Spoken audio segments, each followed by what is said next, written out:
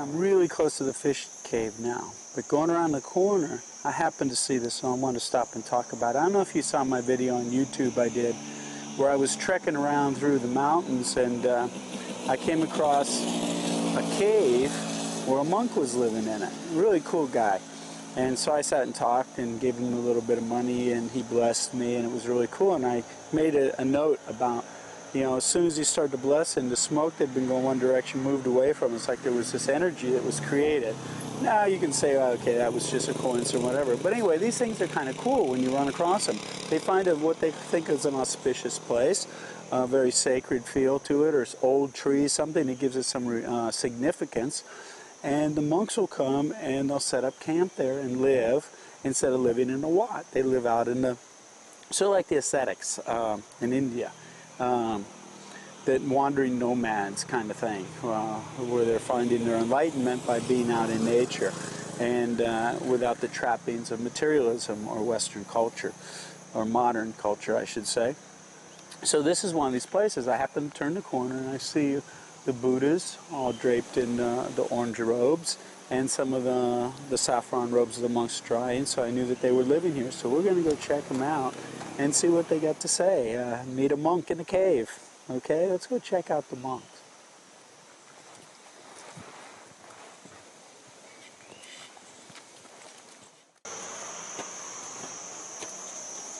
So the monk asked us if we wanted to go see the cave, so we're going to follow the monk and go check out the cave. He's got a little tea or something brewing here.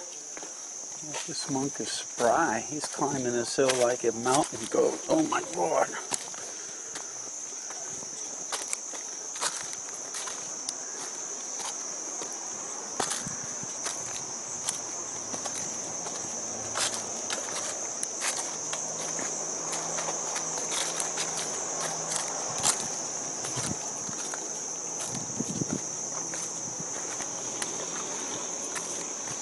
Bam, ask him how long he's lived here. Utini yang tarai. Utini yang tarai.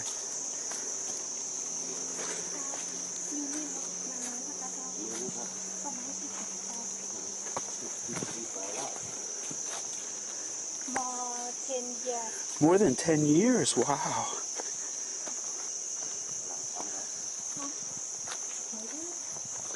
Well, you're going to hear me huffing and puffing. I'm just coming off laryngitis and a sinus infection, so this is putting me, my lung capacity to a test. Oh my God. Okay, we're going down into the cave. Well, this is cool.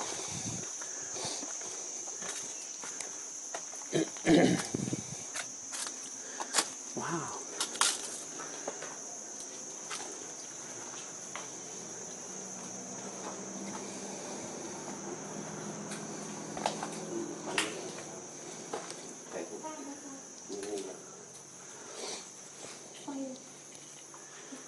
Okay, we all got our lights. Well, this is an unexpected surprise.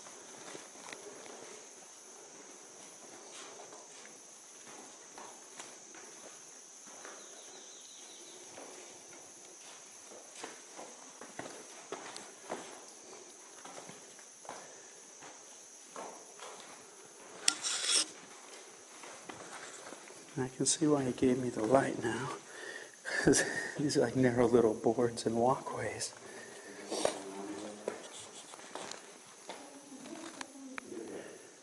Remember, we're down underground here.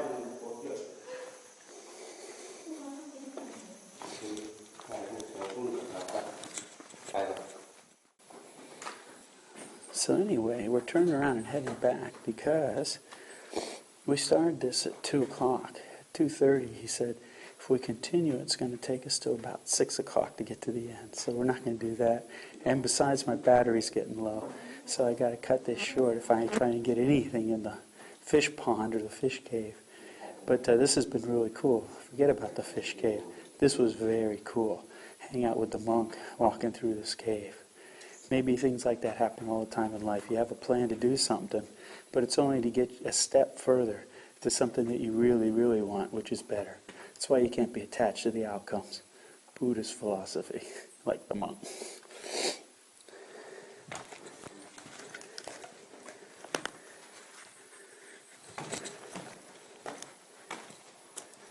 I'm coming, I'm coming.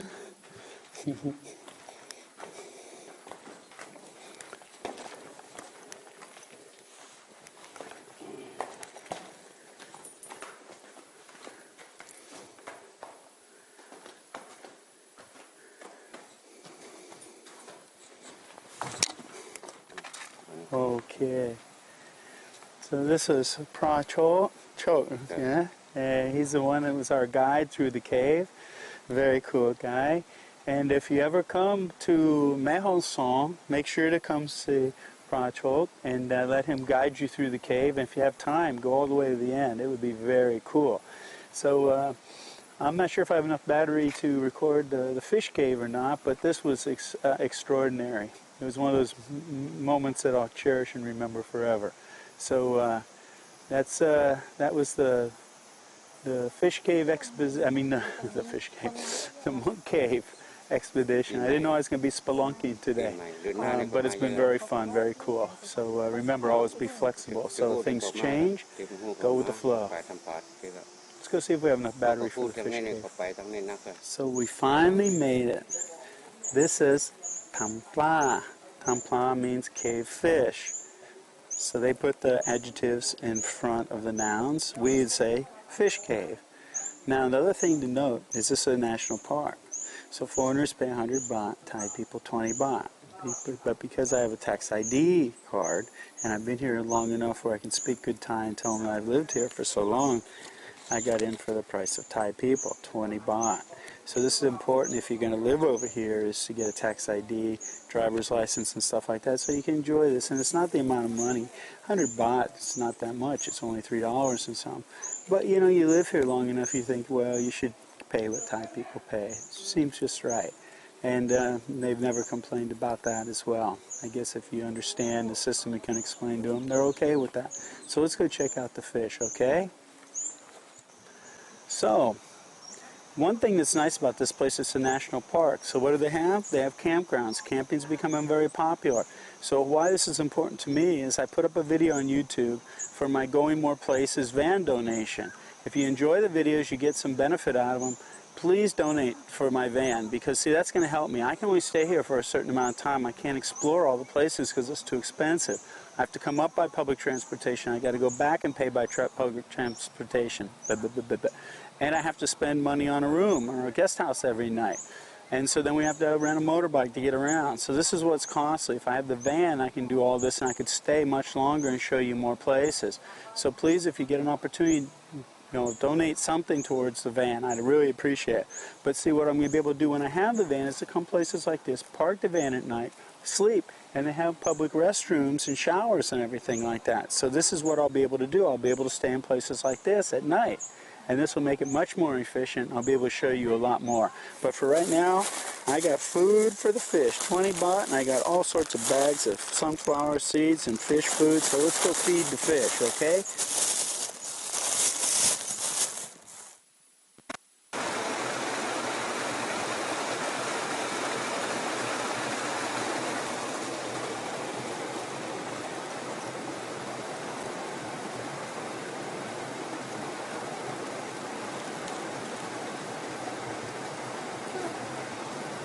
I think them full. Not eat too much. Yeah, I think they're full too. Okay, let's go feed the ones inside the cave. Okay, so we spent hours to find the fish cave. National Park, fish cave, walked 350 meters or something bought the fish food, everything we got here. I'm all excited to go in the cave because I've just been in a really cool cave with a really cool monk. So I wanted to go into a really cool cave with really cool fish. Well, we're here, and let me show you the fish cave. Come on down here and look.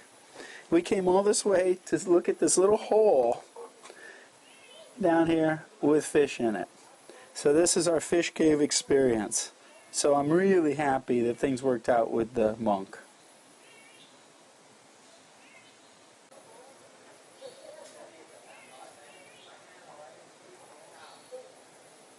That's it.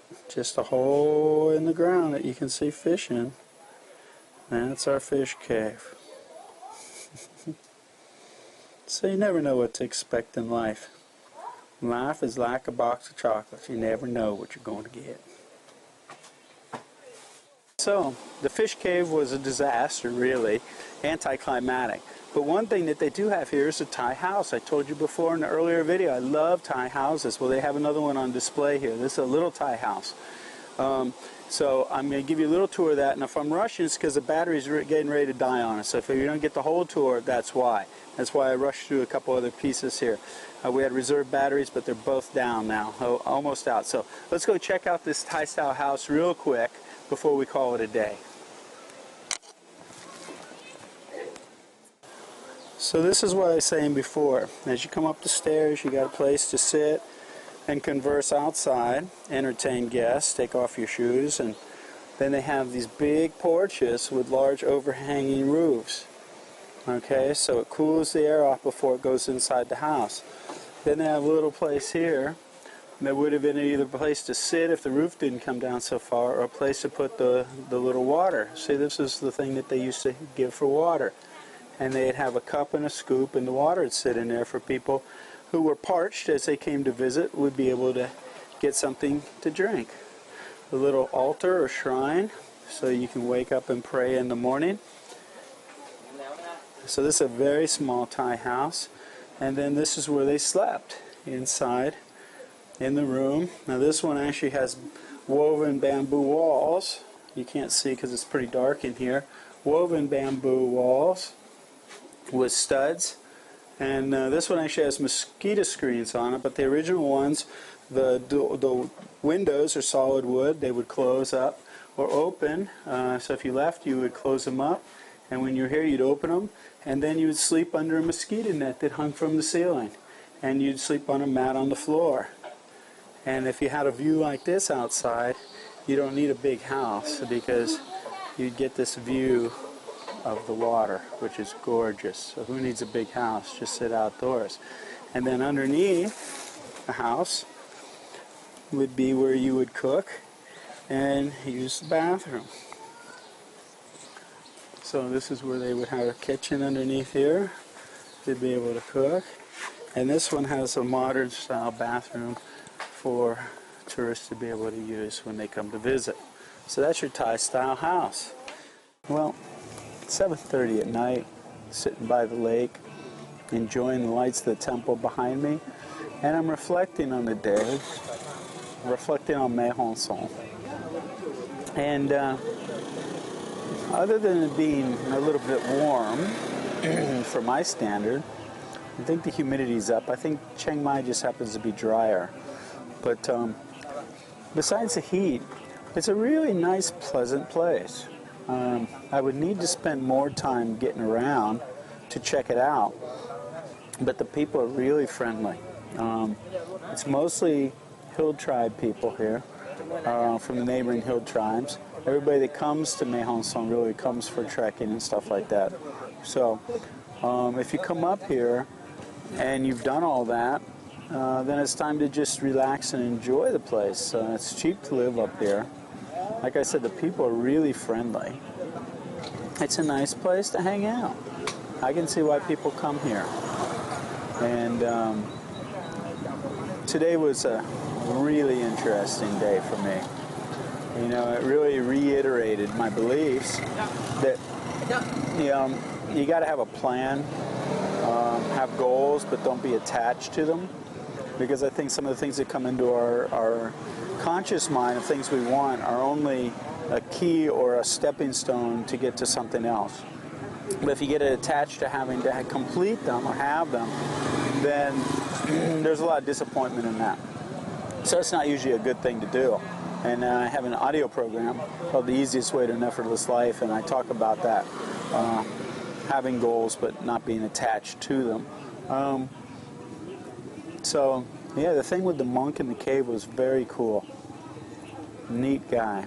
And it was something that I had no idea I was even going to be doing, and just sort of stumbled upon me instead of me stumbling upon it, I think. So it made a big difference. It made me really think about you know, what we're planning, moving ahead, you know, setting goals and all that. I really believe you got to have them, but not again, not being attached to a timeline or actually attaining the goal. Not that much, just moving along a path. So it's been very beautiful today. I think I'm going to be heading back to Chiang Mai tomorrow. The air quality. We got a nice breeze tonight. I actually see stars, so the air is probably cleaned up a little bit from this nice breeze. But I think I'm going to head back to Chiang Mai and post the video and do a few other things and maybe head down to the beach, get some clean air for about a month. So stay tuned for that. But I'll talk to you again from the bus station in the morning. Maybe I'll reflect a little more on everything that's been happening here. You know, I had my assistant travel with me, and that's been great. You know, if you're going to travel around and you can get somebody to go with you that speaks some English and can understand when you need something said to Thais, it really helps out a lot. You know, it came in really handy today when I was asking about certain things that I needed to know, and so that's an invaluable resource if you got somebody you can travel with. So that's been about it. I'll evaluate the power, the internet, and everything else tomorrow at the bus station. But I just wanted you to sit with me here and enjoy this very nice cool breeze and enjoy the lights of the temple across the lake. All right? So I'll see you in the morning. JC out for now. So I'm walking back to the guest house and I see this relaxed massage. And they got Thai massage for 150 baht. I can use a massage. Hello. I'll nua. Nua 1 ชั่วโมง Okay, man? Alright. So I'm off for a massage. Yahoo. Bye. So I can't even tell you how good that massage felt. Oh my God. Capped off the day. Anyway, it's dark. Can't do a video.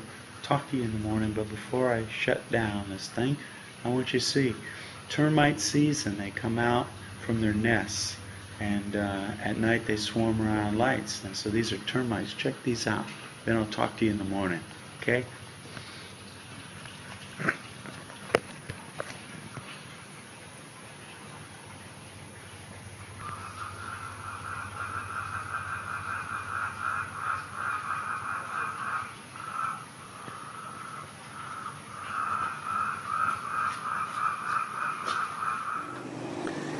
Well, I'm ready to head off to the bus station, head back to Chiang Mai. It's been a short trip to Mae Hong Son, but it's a pleasant trip. This isn't the time of year to come during the hot, smoky, dry season. I could see, though, if it was the end of the rainy season or winter. I hear winter it's really jammed up here. The people who own businesses say you can't get guest houses, or it's just, and they're allowed to camp anywhere from what I understand. So all around this lake, there's tents pitched everywhere. Everywhere there's a free spot, there's a tent pitched. So word's out about Mae Hong Son, and for what reason, I don't know, I guess for trekking and going to see the hill tribes and stuff like that. From what I understand, actually, Mae Hong Son sort of got created as a town because it was a stop where commerce could take place to supply the drug lords up in the mountains a long time ago. They needed rice, they needed supplies, and this became the town that supplied all that stuff. So I guess that's how it came about, from what I understand. My trip here, I'd have to rate it about an 8 or a 7.5 on a 1 to 10. The people were very friendly. I got to say that. That was a really good thing. The internet was very stable. Prices are very reasonable. The power is a problem. From what I understand, it used to go out 8 or 10 times a week. Now it's down to about 3 times a week. So the power is unstable. But they are running brand new lines. You can see the supports going up, running power from Chiang Mai up here. So once that takes place, then the power problem should be solved. So that's my report of Mae Hong Son. If you wanted a place to retire, it would be a comfortable, quiet place. Like I said, people are very friendly here. So, and it's inexpensive from what I told you before for a house or something like that. So it'd be quite a long trip to having to go to the border. I think they have an immigration office here in Mae Hong Son, so you could probably take care of immigration needs here. So anyway, headed to, now coming up here, you got a choice, like I said before at the beginning, of a bus or a minivan. The bus going back, they didn't have an air-conditioned bus, so I chose the minivan again. Now, minivans are somewhat crowded. I'm very tall, so it's not very comfortable. Now, on the way up, I made sure to get a van. I waited a couple hours so I could get a van that had some room between the driver. Now, the minivans have like I want to say a cocktail bar behind the driver and the passenger seat in the front, and then starts the row of seating behind there. And I got one that actually had some leg room between that mini bar and the first set of seats, but not all of them do. So even if you got that on the way, you're going to have to hope and pray, or you know, see if you can see the van before you get in it, to see if you get that same amount of leg room if you're tall. If you're not tall, hey, don't worry about it. Make sure to take some kind of motion sickness medicine, because there's about 1,000 turns, very tight, windy turns between here and Chiang Mai again. So there you go. If you get a chance and you're in the north, check out Mae Hong Son. I'll be back, I'm sure. So until we meet again, remember, when you're traveling around Thailand, there's always an option of places to see. And no matter how bad things get back home, you know, don't get depressed. I know money's tight, jobs are tight. A lot of depressing news constantly. You know, the state of affairs is just crumbling.